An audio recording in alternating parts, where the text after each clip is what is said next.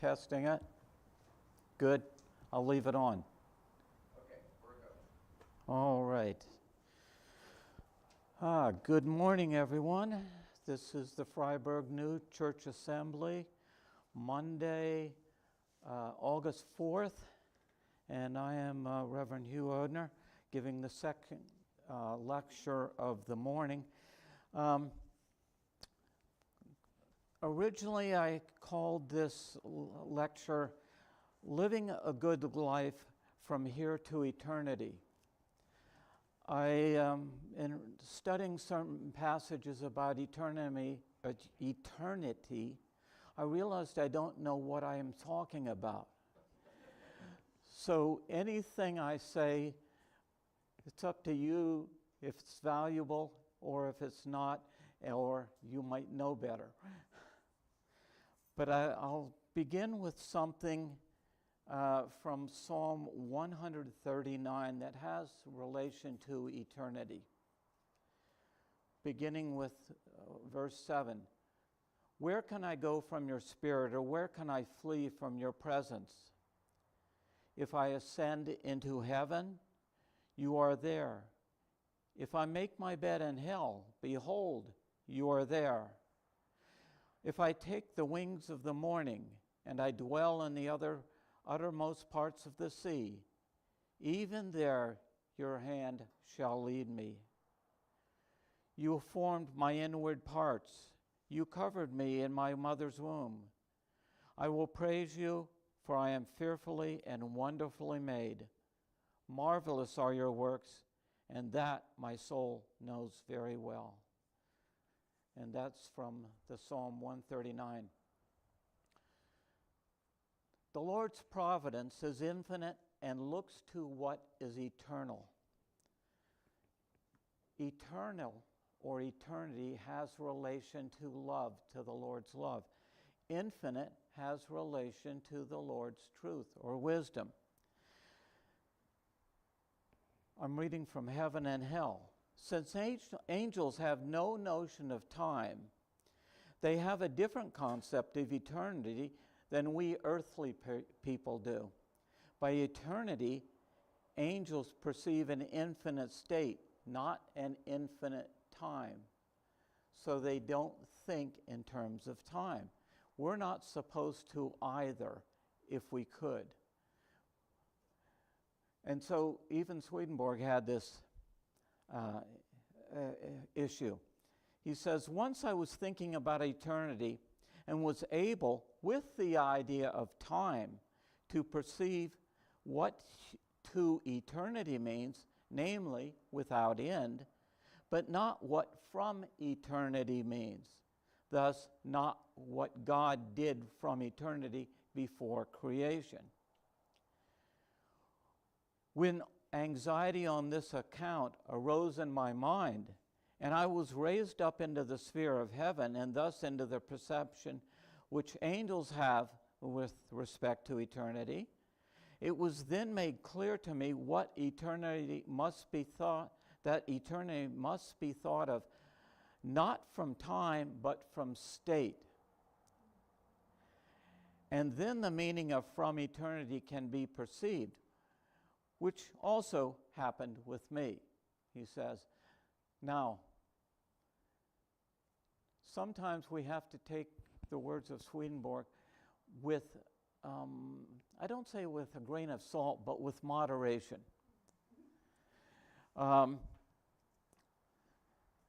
Because going to some other verses, Arcana Celestia 31:16, the Lord alone sees man's state, not only his present state, but also his future state to eternity.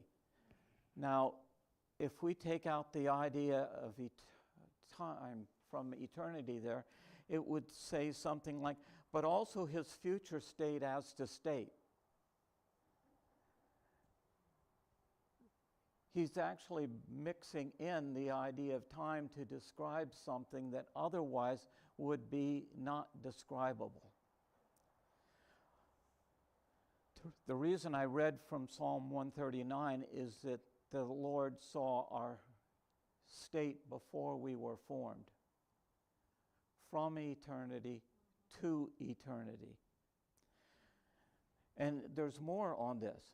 The quality of a person, this is from the Arcana, the quality of a person or of a soul after the death of the body is known at once.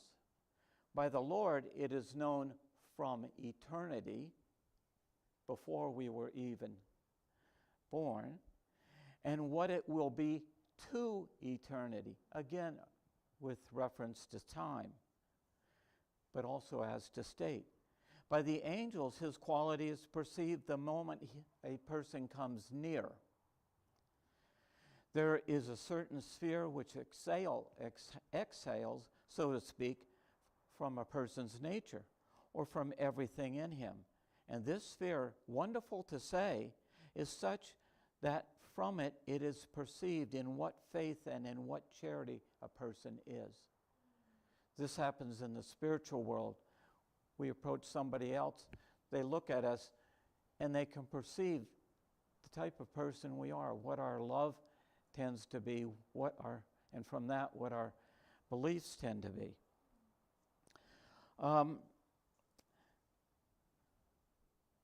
And this, again, regeneration, or the implanting of the life of heaven in a person, begins from his infancy, continues even to the last of his life in the world, and that after his life in the world is perfected to eternity. Now this happens to relate to our state being fixed. It's determined in this world, fixed after our passing from this world, but it is perfected. And so it says, after his life in the world, it is perfected to eternity. Then it goes on. Moreover, and this is a secret, I think in some of the translations, this is an arcana. Man's regeneration in the world is only a plane for the perfecting of his life to eternity. And so that's why originally I had from here to eternity, because it relates to we begin here, or we think we do, and it continues onward. Now, one little thing, it's kind of off the topic, but my wife told me that the From Here to Eternity is the name of a movie. Having never seen that movie, I was unaware that it was the title of a movie, so I'm not plagiarizing. And then as to that perfection, this is from Divine Providence 334. The operation of divine providence is also said to continue to eternity, because every angel is being perfected in wisdom to eternity, but each according to the degree of affection for good and truth in which he was when he departed from the world. That's that idea that we're fixed as to our state of good and truth, but then we're perfected in that state. And it goes on, it is this degree which is being perfected to eternity. What is beyond this degree is external to the angel and not within him. And what is external to the angel cannot be perfected with him, because it's external. What is perfected is what's within us. And that is our state of love and wisdom. It's confusing in one sense to say that in heaven there is no time and space, and then to have to describe it in reference to time and space. Otherwise, we probably wouldn't be able to conceive of it, at least with our earthly and worldly way of thinking. In the other world, some of us will be curious as to how that works. How do we think of eternity without time in relation to state? Perhaps we can think of it and get glimpses of it in relation to our own state. that we can think back to how we used to be apart from time and how we would like to be somewhat in relation apart from time. In other words, what we would like ourselves to be, to become apart from time, and yet we're always having to think in this world within time. Now, there are two things in relation to eternity, which relates to divine providence. So I'm reading from the Arcana 38:54.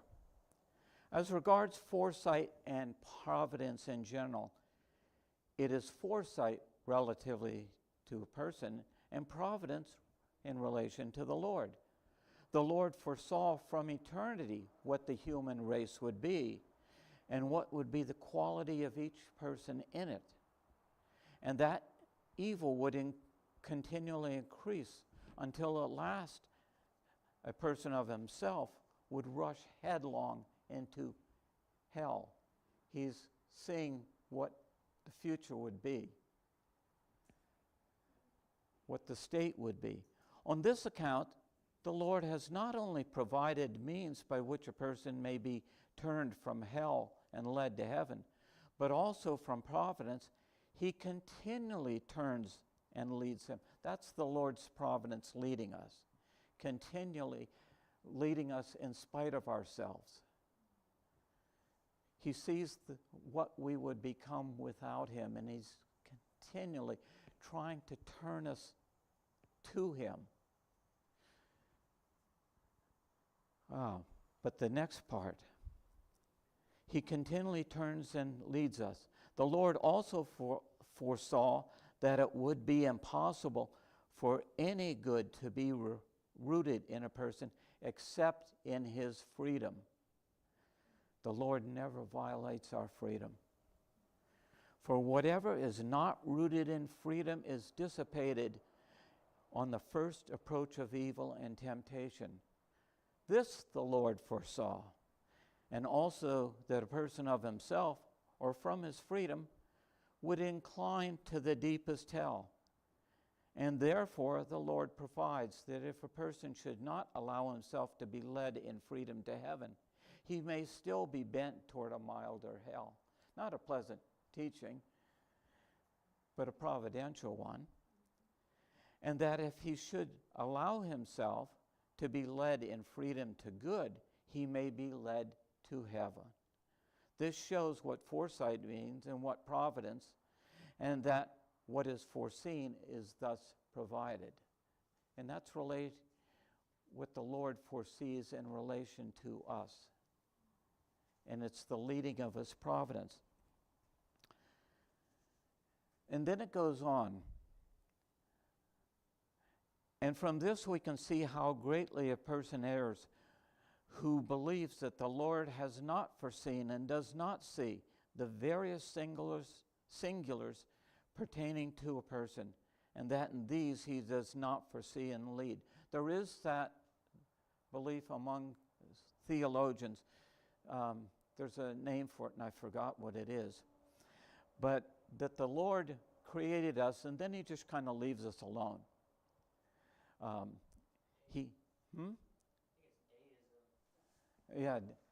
Deism. Yeah. Yeah, that's it. And there's that, and there's people that certainly believe it. That the Lord, you might say, creates us, leaves us in freedom, and then he goes about his business. I don't know, I was thinking, Martha, he was probably playing bridge. So I couldn't avoid that. It pops into my mind. And so the idea is that he does not foresee and lead, when the truth is that the Lord's foresight and providence are in the various the various small things of these various singulars connected with a person. in things so very minute that it is impossible by any thought to comprehend as much as 1 out of 100 millions of them. For every smallest moment of a person's life involves a series of consequences leading to eternity. That's the part about from here to eternity. Where we are now leads to things in the future. Everything has consequences. Every moment is a new beginning to those which follow. And so, with all and each of the moments of a person's life, both of his understanding and of his will. And then there's this. As the Lord foresaw from eternity what would be a person's quality and what it would be to eternity, it is evident that his providence is in the various singulars, that is the smallest things. And as before said, governs and bends a person continually to such a quality, and this by a continual moderation of his freedom. So the Lord is, you might say, bending us in freedom, using our freedom. The interesting phrase there, he sees our state from eternity. In terms of time, it's before we were created. He saw us before we were created in the Psalms. And also to eternity, what it would be like in the future. So the beginning and the end are as one to him and as one to us. The angels don't have quite that vision. They can kind of see what our state is in the now when they meet us. They can have a pretty good idea of where we're going because they can see where we are now. And with angels, at least, they're always also trying to lead us to good as well as they are able. One of the things I was thinking about, and it came up just a little bit, is the idea of mental illness, where a person is not able to think, shall we say, rationally and does actions that are sometimes horrendous. They go into the other world. The angels are of the greatest love to try and help those people. I tend to think that heaven has some of the wisest and best psychiatrists and psychologists who are able to help people because they have a love for doing so. And that they leave the person in freedom, just as the Lord does, trying to bend them to good and to rational thinking, which couldn't be done here.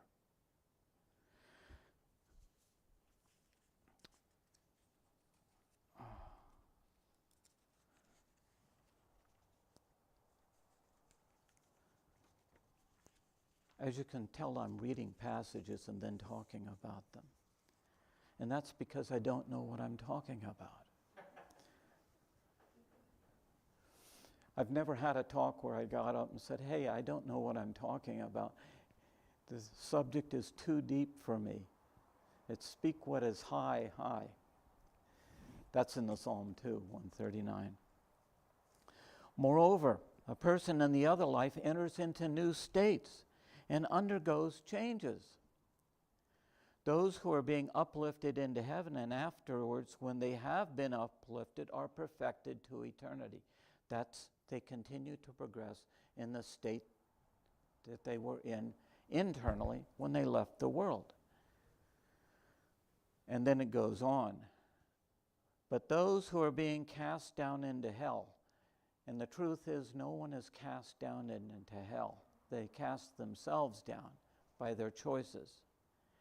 And afterward, when they have been cast down or chosen to descend, endure evils continually more grievous, and this until they dare not do evil to anyone. That's the horror of hell, you're not in freedom to hurt others, even though you may really wish to do so, because that's their love, or our love. After this, they remain in hell to eternity, whence they cannot be taken out, because it cannot be given them to will good to anyone, but only from fear of penalty, not to do evil. The desire to do it is always remaining. That's with those who really have loved and confirmed themselves in evil. Just reverse it, and an angel will not want to go into hell, with the exception of helping others.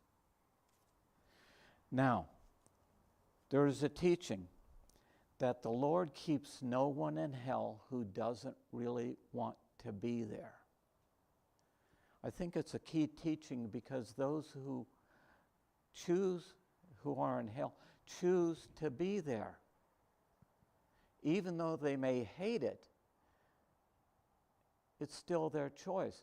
And there are certain immovable relations which talks about those who think they're very wise. They want to be brought up into heaven to instruct the angels, essentially telling the angels how stupid they are.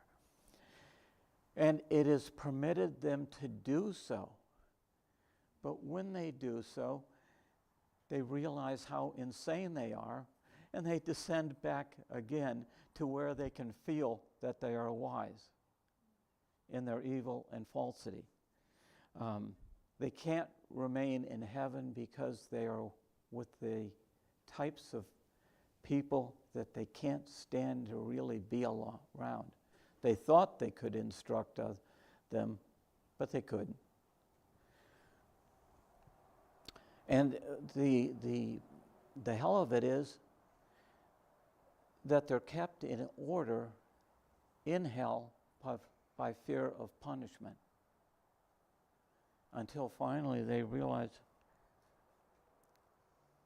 it's useless to do this. I'm just going to hurt myself. And yet they still want to do it. You can kind of see this in ourselves sometimes. Some of us have ideas of revenge that really, really, or getting even is a milder way, really, really sticks with us. And it's very, very, very hard to get out, to get rid of. It's kind of, you might say, our personal hell, because we know that it is wrong, but we love it. And that's with them. They know that it is wrong, but they love it. Now, one of the teachings, of which there are many, the life of a person cannot be changed after death. It then remains such as it had been, nor can the life of hell be transferred or changed into the life of heaven, because they are opposites. From this it is evident that those who come into hell remain there forever, and that those who come into heaven remain there forever. And it all has to do with what the person loves. It's not a matter of reward or punishment, whether they were good in this world or bad in this world. It happens to be what we love. From here to eternity can be said, or from now to eternity, what is the love we're in? As long as we're here, we have the ability to change it. Sadly to say, the teaching is that after we leave this world, it becomes fixed. It can be modified, but it can't be changed. If we're really in the love of good, we're not going to choose evil. And if we're really in the love of what is hellish, we're not going to really choose good, because our love becomes fixed.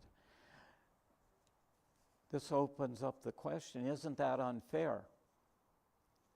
we spend maybe 70 years in this world, and as long as we've got some thinking abilities left, does that seem right? Only 70 years and then we're fixed to eternity? And yet it does, and some of us feel that that is unfair, but it's what it teaches. And maybe the Lord, who is wiser than we are, knows that at a period of time, some in less time than 70 years, some are fortunate to go on longer, or maybe unfortunate because they have to learn more, that he knows what we need. And when we depart from this world, he knows that that's the time that we are ready to leave and need to leave. I'd be open to, if you have more insight on some of these things. As I said, I don't know what I'm talking about. Okay. And then this teaching. This is a little off the topic, but I was so struck by it. How difficult it is for a person to believe that spirits know his thoughts. This is Swedenborg himself talking. Was made evident to me by the following circumstance. Before I spoke with spirits, it happened that a certain spirit said a few words to me about that of which I was thinking. I was amazed that a spirit should know this, because I supposed that such things were hidden and known only to God. Afterward, when I began to speak with spirits, I was indignant. This is Swedenborg. I was indignant that I could not think anything that they did not know. Wouldn't we feel that way? The spirits are around us. We sing nice songs about them. But we don't want them to read our thoughts. And they do, or can. There's more on that. But he was indignant that he couldn't think anything in private. And because this would be troublesome to me, and because of this, it would be troublesome to me. But after I had been accustomed to it, and then it says for a few days, it became familiar to me. At last I found that spirits not only perceive everything of a person's thought and will, but also many more things that the person himself perceives. Than the person himself perceives. They know more than we do about us. And that the angels perceive still more, namely the intentions and the ends. And from the first through the middle to the last. And that the Lord knows not only the quality of the whole person, but also what his quality will be to eternity. Again, it sounds like it's talking about time, but it's talking really about the state. From this it is evident that nothing whatever is hidden, but that what a person thinks and plots like that, and plots is in the other life made manifest as in clear day. In other words, we can't keep our thoughts secret as much as we would like to. Luckily, we can in this world. There is a passage, however, that says that angels or spirits can keep silent. But then we have to be careful, because the expressions in our face can give us away what we are thinking. Now, a little anecdote on that. I have 4 daughters. My daughters could tell quite well when I was unhappy about something, because they could read my face. So There, the angels are even wiser. You want to keep silent, but they look at you and say,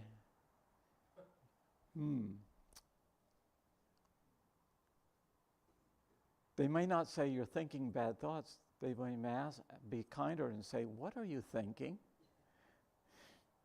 And then if you try and tell a lie, you won't get away with that because you have to tell what you're thinking. So in the other life, this passage is, our thoughts and ideas are known to others. They're known in our expressions. We can keep silent up to a degree.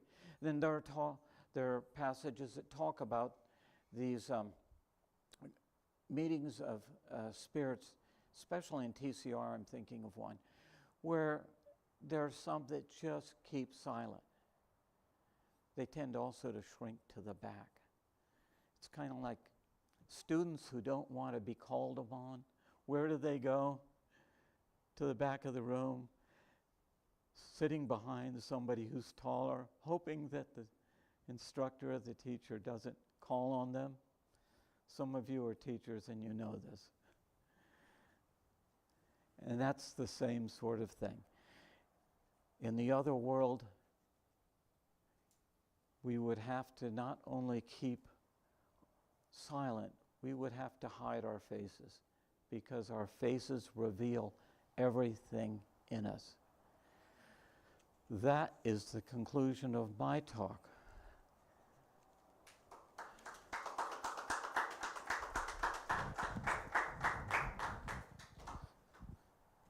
Other than the passages I read, which are from the writings of Swedenborg, and a couple comments, take nothing I have said as gospel truth, but read it for yourself and decide what you think, because we are all in freedom. Comments, questions, even criticisms. Kent.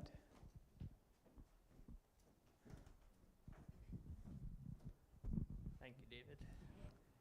Thank you, Hugh. I enjoyed your talk very much. And just going to tie a few things together for, a possible interpretation of some of the things you said. The first is, I was thinking about how in Matthew it goes forward through the genealogy until you get to Jesus. And then in Luke it goes backwards from Jesus to Abraham, or all the way to Adam, actually. In Matthew, it starts with Abraham.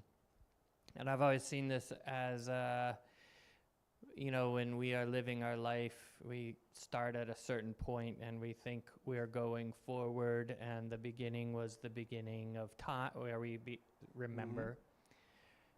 And then maybe we've had that experience where you get to a certain place in life and you realize God had brought you here.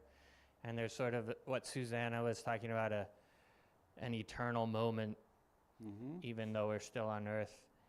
And when we get to those places, we look back and we realize this moment was the beginning moment. And everything that preceded it in time was really derived from the fact of this moment coming to be in time, but this eternity has always been there, and everything else was brought. And that's the same with the genealogy, where it seems like, this happened, and then Jesus came. But really, Jesus is the center moment of all things, and everything that preceded it was just leading up to that moment. So it was sourcing the previous time. And when you said that God foresees all things, including the depravity of the human race, but he still creates, there's a passage in Divine Providence where it says, the Lord saw everything that would happen, and he knew that human beings have absolutely no power of their own to do anything good. Therefore, he came to earth, he suffered, he went onto the cross, he died, he rose again, so that he can rescue us, even rescue, it says, rescue those in hell. And you talked about how the external cannot be changed, but then there's something inside that can be developed forever. I kind of think of all the evil that a person has put onto in this life as being the result of ignorance and hardships and traumas, woundedness, and that's the soil, and it's not going to be changed. But there's a seed of goodness that the Lord foresaw from eternity, and that will be grown. And yes, hell is eternal. Our hellish states never are erased. They're there. That soil is always going to be there, but every soul has an angel that can be brought out of it. And it says that every angel, as soon as they start to think, I'm pretty good, they're let down into the hell that is with them still. So heaven and hell, as I see it, and I wrote a paper about this, is something that all of us have. We all have a hell, and it's eternal, and we all have a heaven that we're given to experience, and that's... So it's not that some people go to hell and stay there forever, and some people go to heaven and stay there forever, because it doesn't really make a lot of sense in the context of other doctrines.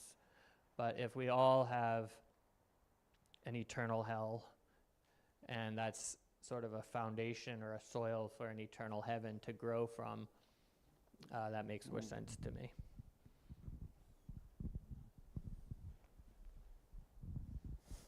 Denise here. When I read and ponder this type of stuff deeply, I always end up seeing it as predestination. If the Lord knows from eternity who we are, what we're going to do, where we're going to be, how do we not see that as predestination? Yes, we have freedom, but he also knows in our freedom where we will end up being to eternity, knowing that there is no time and space, so where and time does not apply. Guard.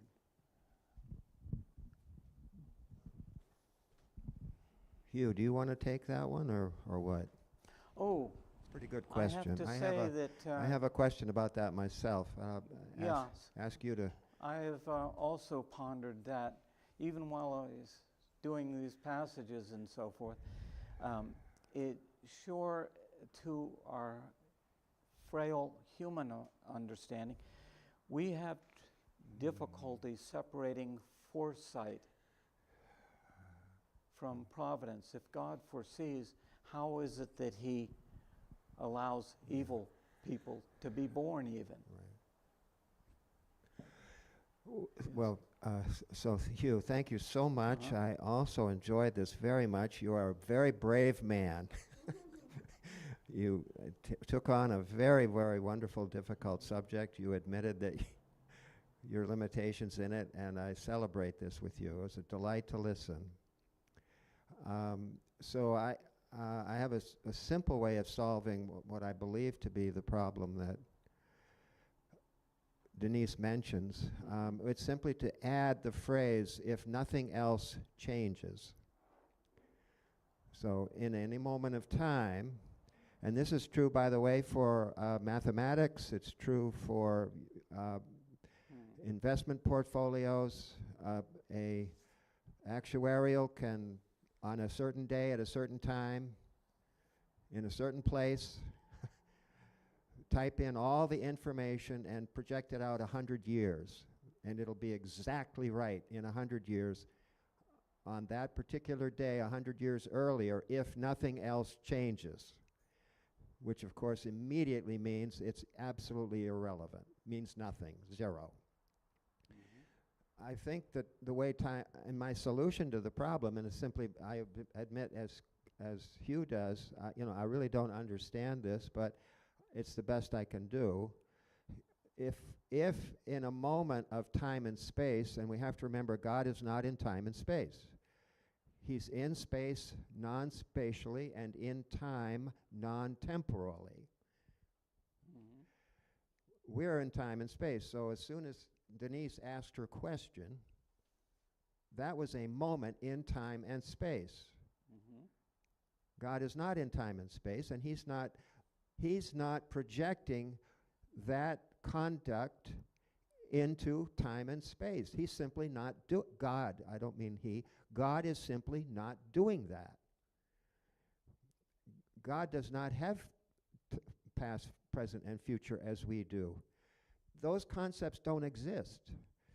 Even I'm doing the best I can with this. Even the concept of now that I have is not that's not there either. That's a relative. The best attempt to say I'm not talking about the past or future. I'm talking about now. Well, there's apparently two kinds of now.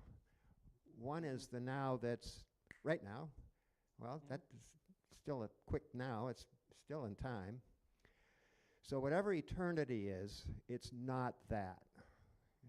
And whatever infinity is, it's not that.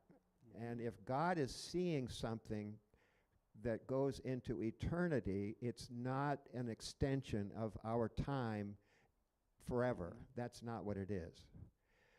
I know this is tricky, but you took this on, and I celebrate it, and I'm just doing the best I can. So I'm just going to go back to what Denise said, and the solution would be that if you are thinking that what I'm doing now is a consequence to eternity, if nothing else ever happens, which is not the case. Okay, sorry. Okay. Whoops. Oh boy. There's hands up. I just wanted to comment a couple things. Even the concept of now is in time. And it changed before we even took the next breath. As I was reading, the passage from Swedenborg says the angels think apart from time and space, but the descriptions that we have are tied to time. And it's a problem. And I tried doing that one. The Lord alone sees man's state, okay? Not only his present state, but also his future state to eternity. And it says, well, there's no time. So, as I tried to turn that into, so also his future state to state. It's really hard to wrap one's brain around because we're bounded by the world, and even the angels speak from the appearance of time and space. The whole descriptions in heaven and hell of physical descriptions, or what appear to be physical descriptions, are bounded by time and space. It talks about spirits who wanted to go and visit spirits on another planet. And then they had to be prepared to go there. That sounds like a passage of time, but it's a change of state that was taking place. Something similar happens with us. We can kind of conceive it, and then we don't understand it. At least I don't understand it. I won't speak for all of you. There were some other hands up. Trevor here. I have a really different solution than God does because I think God knows those changes that are going to happen. Yes. There's a really big difference between knowing something and deciding it. There's a big difference between being aware of something and being the person who makes it happen. We have small glimpses of that all the time. I know if I go to the river, it's going to be wet. I know that, but I didn't decide it's going to be wet. I'm not the one that made it wet. It's going to be wet because I know the state of water. And God knows the state of us. When my kids were little, I was really sure that my daughter was going to grow up to be an artist and my son was going to grow up to be a computer nerd, self-described. So it's because I know their state. It's not because I decided that's what they're going to be. It's because I'm aware of how they are. And that's just a little glimpse of how it is for God, because his is just so much more infinite than that. I mean, I didn't know how my daughter was going to be artistic. I didn't know how my son was going to do with computers. But it was really obvious that that's what they were going to be doing. And we don't know that stuff about our kids all the time, but with these two, it was just obvious. So there's a really big difference between being aware of something, knowing about it, and determining that that's what's going to happen. You know, God knowing what we're going to do doesn't mean he'd made those decisions. He just being aware of, he knows what decisions we're going to make, or God knows which direction we're going to be going and all the possible branches that we might take. And our time is up. Thank you.